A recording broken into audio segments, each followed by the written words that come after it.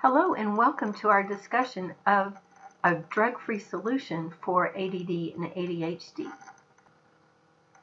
Before I go into the neurodevelopmental approach to these labels that BrainSprints offers, I want us to kind of get a baseline on what's happening in the mainstream.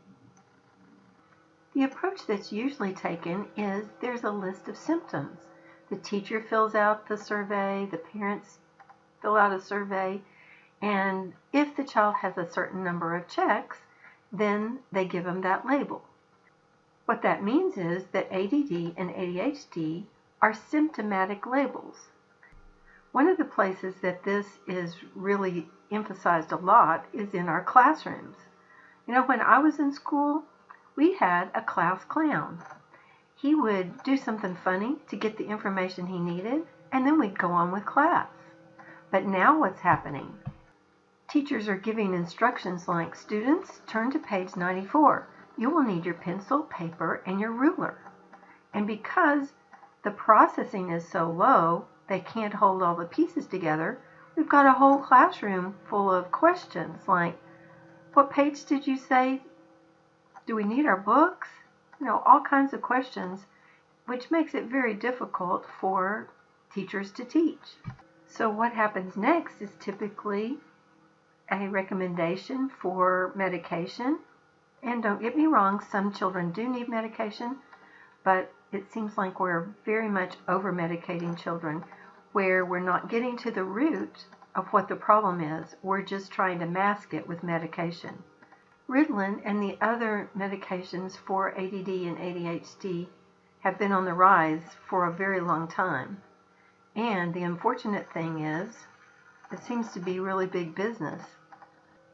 The unfortunate thing is that many of them, like Ritalin, are in the same classification as cocaine in our Drug Enforcement Administration. I'm Jan Bedell, founder and president of BrainSprints, an extension of Little Giant Steps.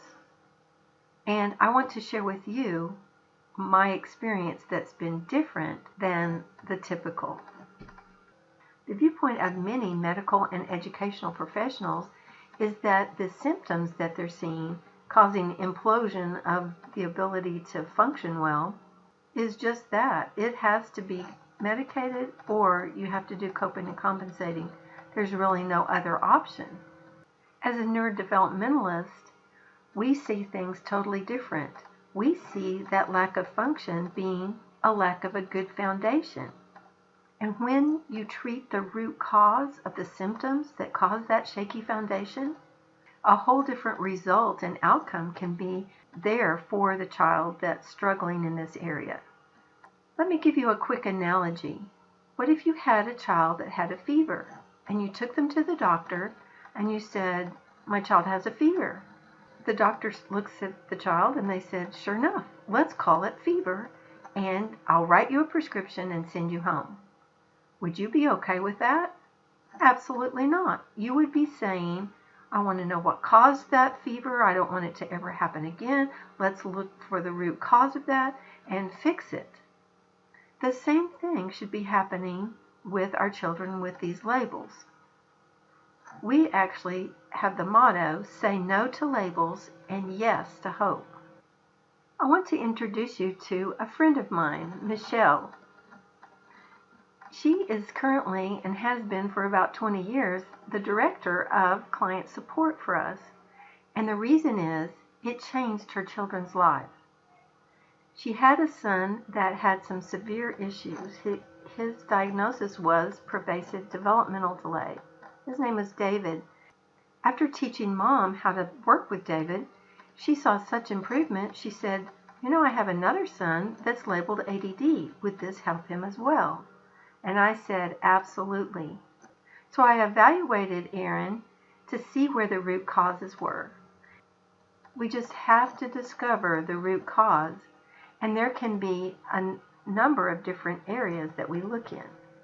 I typically see 4 basic areas that we look for the root cause. Now, I can't go into all of these right now, but like number 1 is behavioral. And if you'll go to braincoachtips.com, you'll see number 31 and 32 podcast on this, or it's also on our YouTube channel, Brain Coach Tips. The second cause could be neurodevelopment. It's like, how did they develop, or where are the gaps in development that may be causing some of these things? That's where we're going to spend most of our time. It could be a metabolic issue. In other words, the chemistry of the body is just not working the way it should, and we've got to stabilize that.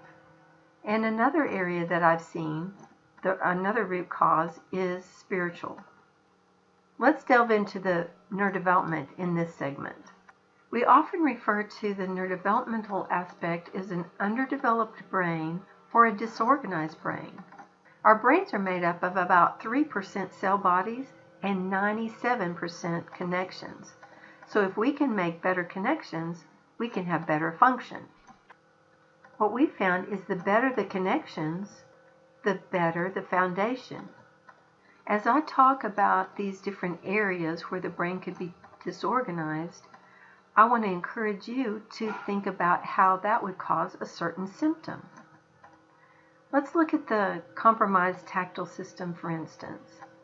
If this is an issue, they might play too rough. They might have tags and socks that really bother them, or fiddle around all the time. Oftentimes they may be bedwetters or picky eaters. They could also be hypo or hyper to smell, which would cause some distractibility. As the brain receives specific stimulation, we see improved tactility. When that happens, we see focus improving, they're not squirming in their seat as much, they can actually sit for longer periods of time, they're more comfortable in their clothes so they don't have to move because of that, they're more peaceful, they can play quietly for longer periods, they can feel pain more appropriately, and they can enjoy eating a variety of foods. You just see a more comfortable child emerging. If the auditory system is compromised, you can see disorganization in their functional ability. They could be hyposensitive to sound or hypersensitive to sound. They hear too much. In either case, you may see inappropriate reactions because of this root cause. Difficulties in groups. They can't handle all the noise that's going on in a big group. They may have unfounded fears and phobias because they hear a noise and it makes them think of something or be fearful. Their tonal processing may not be working right. They may think you said something, but you said something totally different. That can be very confusing for the child. And they may have auditory sequential processing issues as well, not being able to hold pieces of information together. If the visual system is compromised, they may lack eye contact or be light sensitive. They may have hyperperipheral vision. In other words, they see too much on the outskirts and not in the center. This would make it where anything would distract them, any visual movement in a classroom or a bird flying by or anything like that could draw their attention off. It could also cause reading problems like them skipping words, skipping lines, or reversing letters. That auditory sequential processing is known as your auditory short-term memory. That is a huge factor in brain efficiency. And actually, this one thing causes many of the symptoms on the ADD and ADHD checklist. Because children are doing so many things visual these days, they don't develop their auditory processing. And this causes problems like attending and staying on task.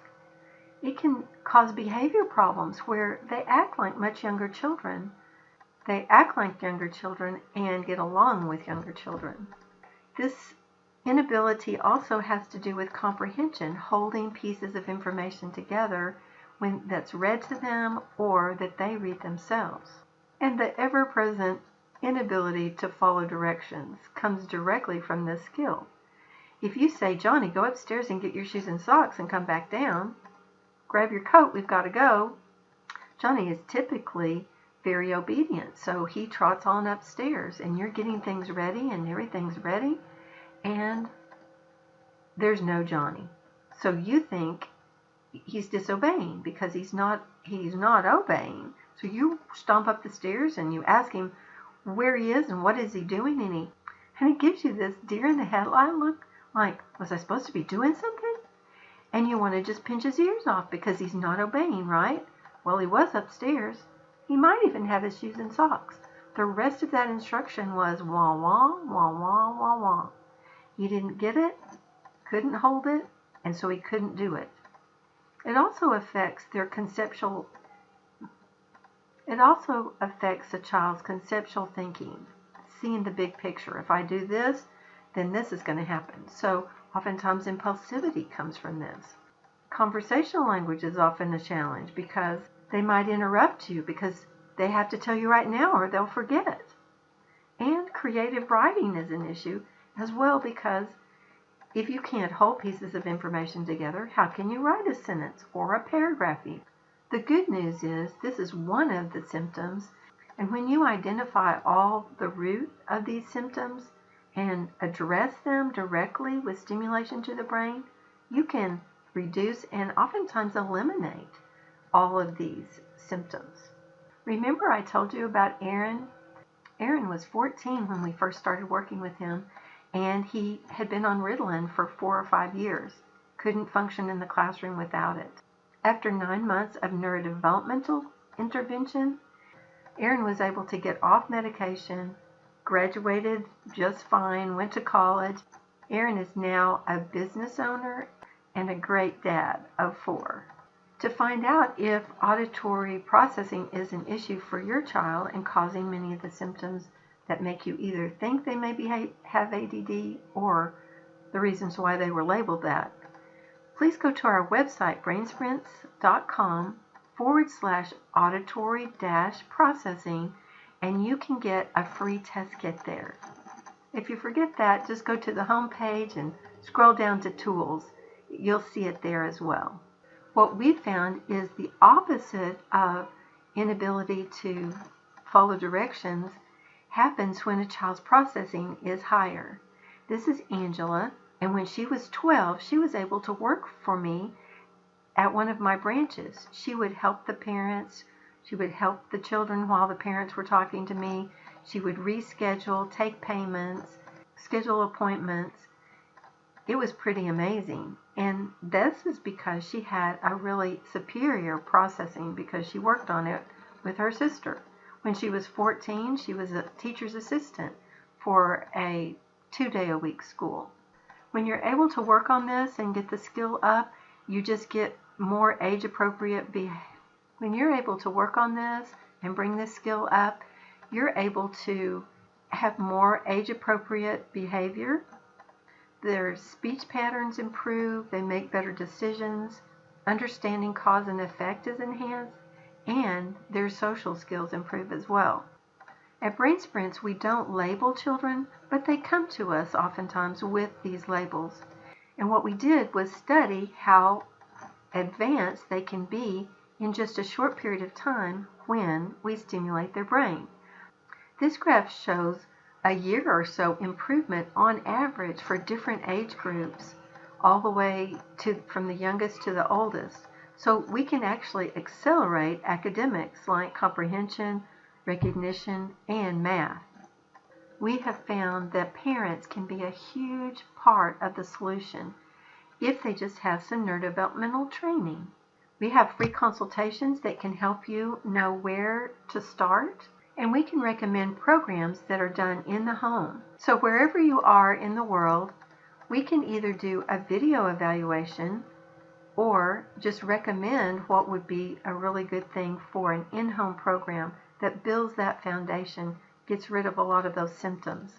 Or if you're close to one of our evaluation sites, we can do an in-person evaluation.